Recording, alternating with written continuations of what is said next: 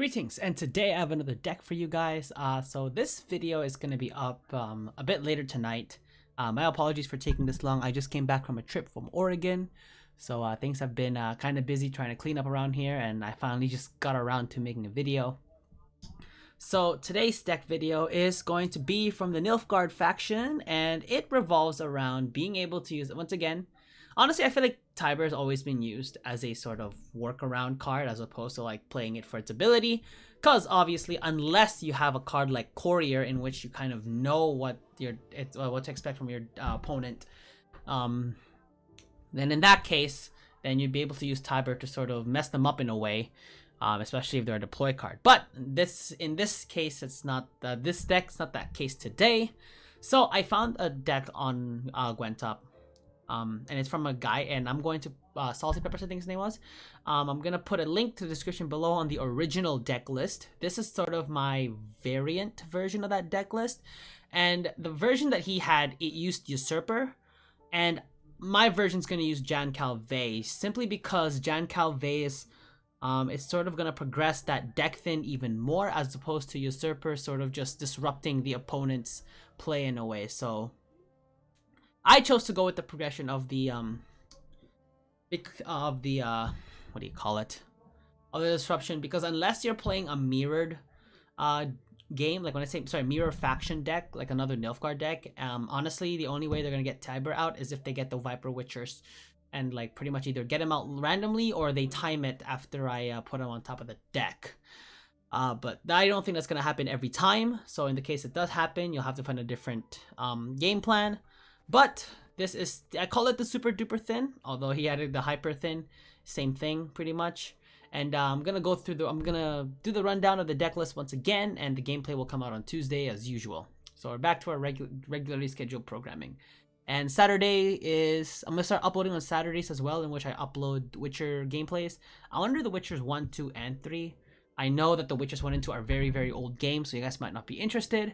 But, you know, just to add that extra day of video uploading, why not? And you guys can always check them out. So, with the whole theme of deck thinning, we have the Portal. In which case, we would have play it with 2 Nausicaa Sergeants. So that's already sort of 3 cards taken care of right there. Royal Decree takes care of yet another card, a gold card actually.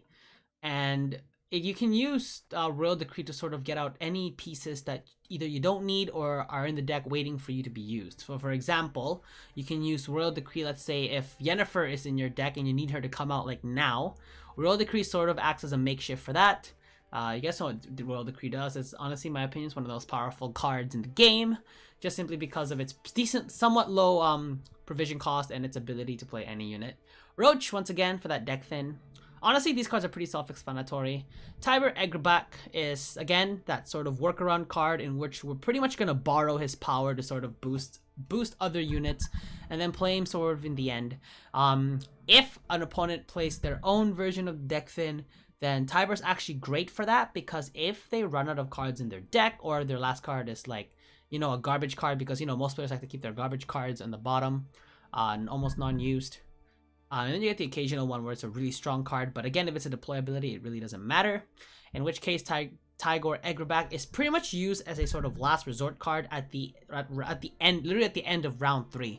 But it's better to be safe and make sure that you have a strong tempo going into playing Tiber, so he sort of just adds insult to injury.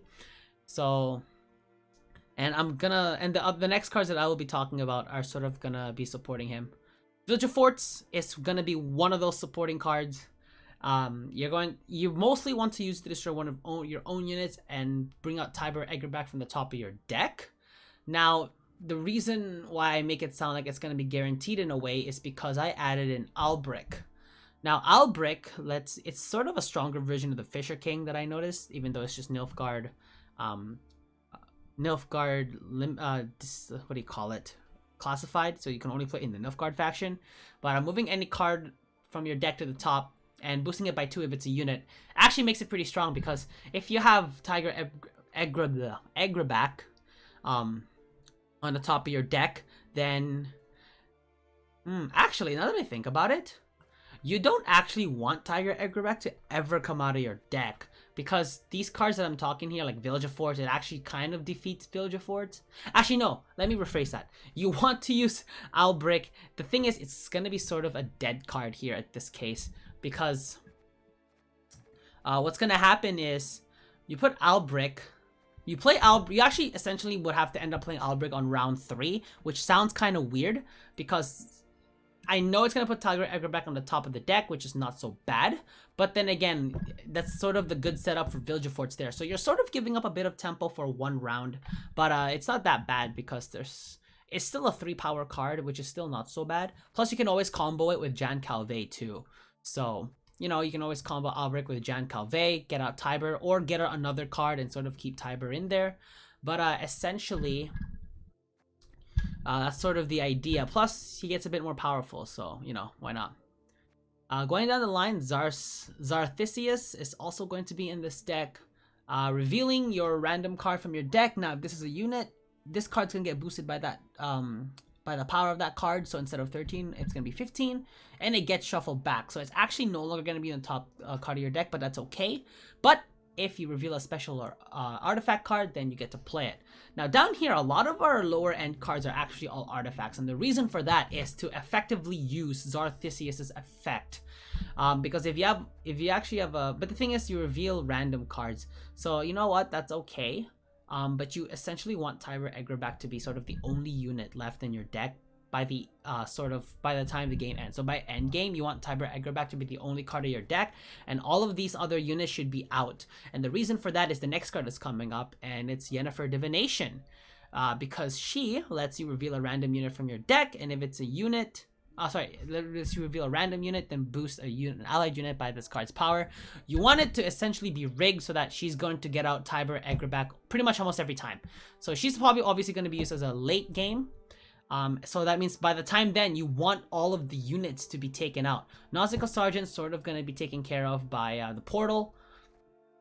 Imperial Brigades can sort of take care of each other. As long as you can get one of them out, the other comes out pretty much instantly. Roderick Duntine is going to be great for getting another gold unit out. Now the only problem with this is if you end up drawing two core cards that are not in your hand, and they shouldn't be played right away, then that kind of messes you up. So Roderick of Duntine is a timed gold card that you want to play like almost perfectly. So because with that being said, this deck's actually going to take a little bit of practice for it to get done. It's also a decent combo for playing Albrick, even though you're going to give up 2 power, because this is going to go to your opponent. But deck thin's deck thin. You got the Hefty Helga.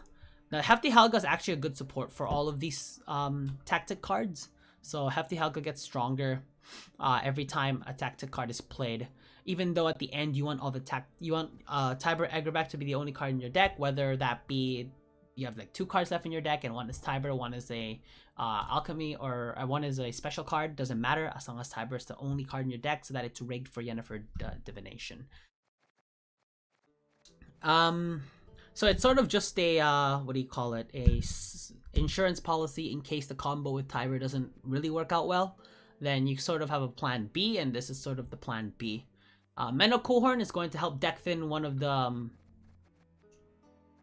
one of the tactic cards that are going to be in the deck, so that's going to be great. Arturius Vigo is a strong assimilate card.